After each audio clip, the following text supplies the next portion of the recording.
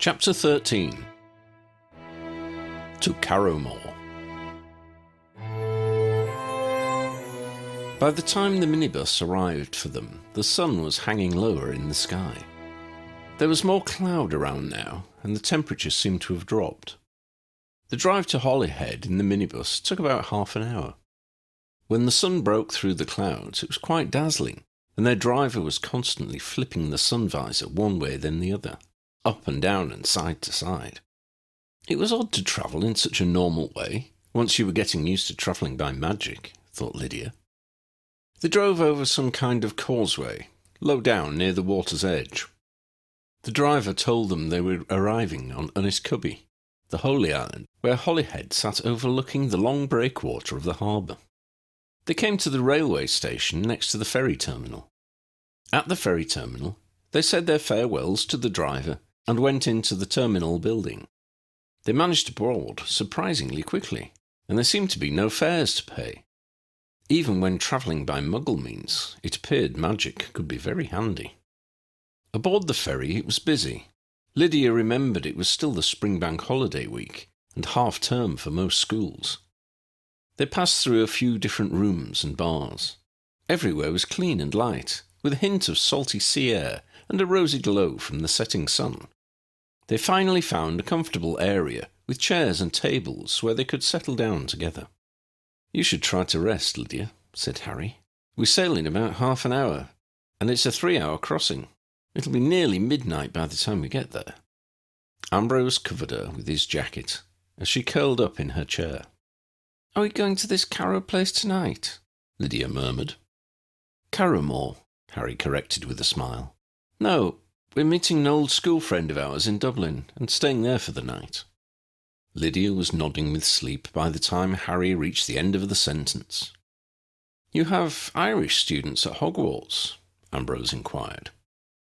"Yes," Harry told him. "Ireland is not a completely separate country to us in the wizarding world. It is in some ways because of the Muggle differences, but our history is different. For us, England, Wales, Scotland and Ireland are equal.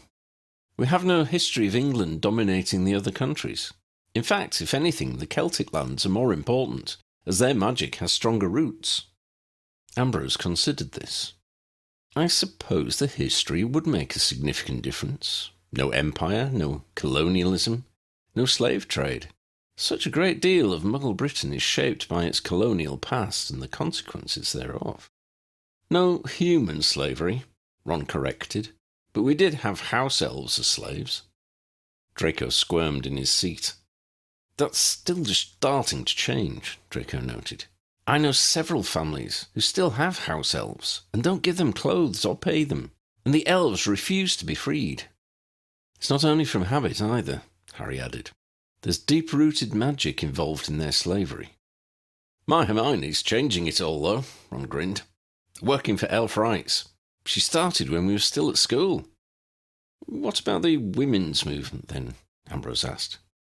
"Again, it's different," Harry told him. "On one hand, the wizarding world is pretty old-fashioned, but on the other hand, witches are at least as powerful as wizards and always have been." "And better at studying," Ron interjected. "They have their own quiet ways, but witches hold a lot of power." "Well, that's how we see it," Harry admitted. "I'm sure Ginny would tell me I'm wrong." "Hermione would tell you I'm wrong even before I opened my mouth," Ron grimaced. Their conversation went on to discuss such topics as the relations between wizards and muggles, and also the Goblin Wars. At this point it all became vague. Draco knew some facts about the wars, especially about goblin weapons and other artifacts, but the two Auras could remember little of their history lessons. The conversation petered out not long after this. It had been a busy and varied day. They each began to secretly wish they had Lydia's knack of falling asleep. Ambrose couldn't settle, so he went for a walk. Sometime later, an announcement came over the ship's public address system. It was something about passengers not being allowed unauthorized pets on board. Lydia was woken by the metallic voice. She realized the three wizards were talking about Ambrose, so she pretended to sleep on. "Her father, Jim, is, or was, Ambrose's younger brother," Harry was saying. "Much younger brother," Ron clarified. "How much younger?" Draco asked. Well, if Lydia is 10, I guess now Jim would be about Bill's age, mid-30s, Ron mused. Harry grunted in the affirmative. So it depends how old Ambrose is, Ron concluded. All three were quiet for some time. Lydia presumed they were pondering the question of Ambrose's age, as she sometimes had. I have no idea, Harry said at length. He's got to be over 40, Ron hazarded a guess. Definitely, Harry agreed. Over 50, I'd say. But under 70? Draco suggested. Yes, Harry said. He's a muggle after all. Basically not young but not super old, Ron summarised. Probably, Harry agreed. Lydia's now 10, so her dad, Jim, would have been around when we were fighting Voldemort. When some of us were fighting Voldemort, Ron corrected. Oh, come on, Ron, Harry chided. He is right, though, said Draco in an embarrassed tone. Maybe Jim got caught up in the fighting, Harry proposed. Don't forget the Death Eaters were killing muggles for sport, and Dementors were roaming everywhere. Or maybe he got transfigured, Ron said. Maybe he got turned into an older man, Ambrose, for instance. He does act like a father towards her. For a start, Ambrose would act like a father, Ron. He's her uncle, and her father isn't around, Harry contested. And secondly, there were scores of people killed by the Death Eaters, and one case of someone being transfigured. People, muggles, were killed by giants and Dementors as well. Werewolves, gasped Ron. What if Jim was bitten and turned and had to go away? Is this how you do all of your detective work? Draco said. Random guesswork? Lydia could tell by his voice that he was smiling, almost on the verge of laughing. Hello, chaps, came Uncle Ambrose's voice. Did anyone get any sleep? Only Lydia, Draco said. Lydia squirmed in her seat and gave a long, shuddering stretch. Hello, Sue said to them all. What's the time? It is 10:45 in the evening, and we are some 40 minutes or thereabouts from Dublin, Ambrose informed them. Slightly ahead of schedule due to a strong easterly breeze gusting to gale force. I have been talking to the captain. Shouldn't he be on the bridge, sir? Lydia queried. He was, as was I. How did you get to be on the bridge? Lydia protested. I told him I was your uncle, and he took pity on me. Lydia gave him a withering look, but at least he had taken her mind off the discussion about her father. The ferry did indeed reach Dublin Ferry Terminal 1, 40 minutes later. They disembarked and went outside to a prearranged spot to meet with their contact. Harry! Ron! Came a delighted voice. Seamus! Harry called. Their former school friend came striding towards them. He was not alone. A plain but athletic woman was with him. Demelza, said Ron as they met up. Merlin's pants, said Harry. So he says. Hi, you guys, Demelza greeted them. You remember Draco, don't you? Harry asked. He's defence professor at Hogwarts now. And a reformed character, I promise, said Draco. A comprehensive round of hugging between the Hogwarts alumni followed. Ambrose and Lydia stood to one side for a while, until they were inundated with handshaking and verbal greetings, once Harry had introduced them. So what's the situation with you guys? Ron asked Seamus and Demelza. We are more than good friends now, Demelza beamed, holding up a hand which was adorned with an engagement ring. Congratulations, said Draco, beating the others to it. Just last week it was, Seamus told them. My mother kept hinting that she wasn't going to stand by and see us live in sin together, so I had to pluck up the courage. Which was lovely, Demelza smiled. Now we can sin all we want. Miss Robbins, said Ron in mock effrontery. Mr. Granger Weasley, Demelza retorted. I hear you have children now. That's right. Rose, who's 3, and Hugo, who's 1. And you too, Harry, Seamus asked. 3. James is 5, Albus is 3, Lily's nearly 1. Draco? Demelza prompted. Just 1, Draco grinned. He's 3, and he's called Scorpius. Yes, I know, But it's a traditional family name. Mum insisted on it. Any plans for any more, Draco? Seamus inquired. Hopefully. A story wants to make sure I'm properly settled at work first. The catching up between the school friends continued, as Seamus led them to the car park and up to an unassuming car which was a few years old. Mogul car, he said. I can drive, but my Uncle Fergal has made a few improvements.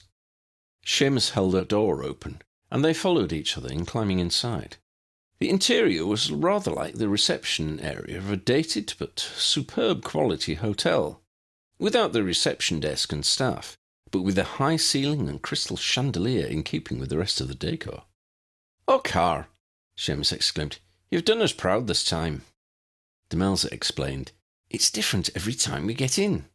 Always nice, but this is spectacular." "I think he must have realised we have a top ministry official with us," Seamus proposed.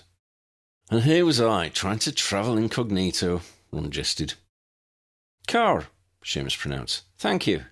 Could you please take us home now? It's getting rather late." They heard a distant purr of an engine and felt a slight sensation of movement. "This is so much better than the night bus," Ron enthused. "Uncle Fergal has a real flair and a lot of skill," Seamus told them. "He could have been famous if it wasn't for that whole disappearing thing." "He likes to go walkabout, does he?" Harry asked. "No," Seamus admitted. "It's more like he likes to make himself disappear, along with other things. Mostly, well, other people's possessions." "Ah," said Harry. "Perhaps it's best we don't talk about him then, given how closely we work with magical law enforcement these days." "I believe they may have made his acquaintance," Seamus admitted. "But he's a terrible slippery customer, you know." There was the sound of a dinner gong being struck. "That'll be us home," Seamus informed them. He rose from the depths of his soft armchair. "I had so gotten used to this interior. I hope the car gives us it again some day." He sighed and went over to what would have been the main entrance of the hotel, but was, at least from the outside, a car door. With his hand on the gilded doorknob, he looked back at the foyer. "I wonder if those lifts actually go up to hotel rooms. We could stay the night here. In fact, as long as there was always somebody inside, we could probably move in. It's nicer than our house. We could go anywhere we wanted." He heaved a sigh. "Ah well, just a fanciful notion. It doesn't do to try and break the rules with magical objects that are smarter than yourself." Seamus and Demelza's house was, indeed, less grand than the car's interior. It was clean and cosy, nevertheless, if not actually tidy. They all went directly to their various guest rooms and beds, it being after midnight and having a full day ahead of them, quite probably. Soon a deep stillness settled through the house. They slept. Breakfast, the cooked kind of which Ron and Ambrose were both very fond, greeted them the following morning. Seamus and Demelza weaved in and out of the guests around the kitchen table, taking orders and delivering food like professionals. "We get plenty of practice," Seamus explained when Ambrose commented on their efficiency. "Big families, lots of inquisitive relatives, so lots of guests." After breakfast, a good chat and some reminiscences about school friends, Quidditch, and the impossibility of staying awake in history of magic lessons, Seamus and Demelza said their goodbyes. Seamus presented them with 2 rusty tin cans, one red, one blue. "The red one will land you in some trees by the roadside between Ransborough and Carrowmore. Follow the road to the east, and you'll be there in minutes. The weather's not going to be great over there today, so at least it won't be busy," Seamus told them. "The blue one will bring you back here when you're finished." "I've packed you some lunch," said Demelza, holding out a canvas bag towards Ambrose. "You are a wonderful person, Miss Robbins," said Ambrose. "I shall treasure this until we get peckish, but I shall treasure your hospitality always." The journey, which took mere moments, was the same theme park ride which Lydia adored and the others tolerated. They did indeed land in a stand of trees a few metres from a road. The air was suddenly heavy with the smell of greenery and wet earth. They clambered over a low stone wall and on to the lush grass verge by a small road. "Now, east," said Harry to himself. Left, said Ambrose, going by what vestiges of morning sun there are. The sky held a lot of broken but quite heavily laden cloud. Even as they stepped out onto the road, it started to drizzle. They turned to the left and followed the road. The drizzle turned to rain, and the rain got heavier and the sky darker as they passed the few farms and cottages along the way. Harry cast a charm to keep the worst of the rain off them. "I don't recognise it yet," said Ron.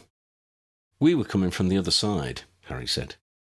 "When were you here?" Draco asked. "About 4 years ago," Ron replied. "Just after I finished my training. They let me off a couple of years because, we'd done stuff in the war." "And because Ron was a star pupil," Harry added. "Really?" Draco sounded surprised. "Sorry, I mean, Hermione was always the academic one." Ron looked at Draco for a few moments. "No, you're right," he admitted. "I never did great in school. But training was different. I could see the point. It wasn't like Binns droning on about goblin wars and things. And all the stuff I learnt from George was brilliant. It helped a lot." "I think that might be the visitor centre up ahead," Harry interrupted. "So there's a couple of circles in the field to our left then, if I remember correctly," Ron said. "There's more than one?" Lydia asked. "Half a dozen, as I recall," Harry said. "Dozens of tombs and monoliths," Draco corrected. 59 at the last count, I think you will find," Ambrose chipped in. "Ancient history is something of an interest of mine, though Lydia rather unkindly suggests that, in my case, it is merely nostalgia." "I do," Lydia nodded with a grin. "So how old is the site?" Draco asked. "Nearly 6,000 years, I gather," Ambrose answered. "I believe the majority of the burial sites are in the field to our right, before we even approach the visitor centre." "I'd better get my glass out," Draco said, "if I can see anything through all this rain." He produced the non-magnifying magnifying glass from inside his muggle jacket. "If we are not able to see any signs of Granville's work," Ambrose pointed out, "how will we be able to know if he hasn't been here yet, if we have missed something, or indeed whether he ever intended to come here?" "Oh, that's unexpected." Draco was looking across the field through his handheld glass. "What is it?" Lydia demanded. "Take a look." Draco offered her the glass. "Ooh!" Lydia declared. They took it in turns to look through the glass. The field opposite, through the glass, did not appear to be experiencing the same weather as they were. The glass showed the field to be bathed in sunlight. But there was more. Here and there were what appeared to be bonfires. At least, there appeared to be localized patches of dark smoke. "Is that—" Harry began. "Old magic," Draco confirmed. Old magic. I think that's the magic that was made when these burial sites were constructed thousands of years ago." "You did say it lasts longer than wand magic," Ron admitted. "There seems to be some of this murky miasma which is darker and more distinct. Further along, behind the visitor centre," Ambrose informed them. Draco retrieved the glass and looked where Ambrose was pointing. "I think you're right," Draco conceded. "It looks more like those tendrils we saw in Godric's Hollow." Harry drew his wand and, with a casual flick, parted the bramble hedgerow which ran alongside the road they were on. They stepped through onto a rolling green field. Draco checked with the glass again and led them towards the magic Ambrose had pointed out. They travelled almost parallel to the road, gradually moving further away from it. It was a trudge through the long wet grass. The rain wasn't helping, and the charm Carrie had cast was letting some through. A cold wind had started to blow. Lydia sought out her uncle's hand and gripped it tightly. A hooded crow landed a few metres away and watched them. It could not have been impressed, as it flew away again. Here and there were mounds and standing stones rearing up out of the glistening grass. Draco stopped to check the glass again. "Over there," he pointed. Within a wide circle of standing stones, a larger dark shape emerged from the lashing rain as they neared. "May I?" Harry asked, reaching for Draco's glass. Draco nodded and handed it to the head aura. They were close enough now to see that the shape was a huge stone lying across the tops of several smaller stones. A typical Neolithic burial chamber, Ambrose noted. Tendrils are pouring out from the open end, Harry said. It's like that one the hoaxers were using, Ron said, when we were here on that case. It's a bit smaller, Harry said, but you could still crawl inside. Harry handed the glass back to Draco and moved closer. Don't you dare, Lydia cried. I'll tell Hermione and Ginny. I'm only going to look, Harry said. If you are Granville's great enemy, how can you be sure this magic won't harm you? Ambrose asked. This is just one point on a circle, which is concentrating all its power at its centre, Harry reasoned. We're 200 or 300 miles from where the real danger is. Harry, maybe I should look inside, Ron ventured. It's all right, I'm there now, Harry said, sinking to his knees at the chamber's entrance. I can't see anything inside. What are the tendrils doing, Draco? Ignoring you, as far as I can tell, the professor told him. They seem to be coming out and forking in opposite directions. Along the circumference of the circle would be my guess. Harry lit his wand tip. I'll just have a proper look inside, he said. Harry! Lydia barked. But Harry had gone.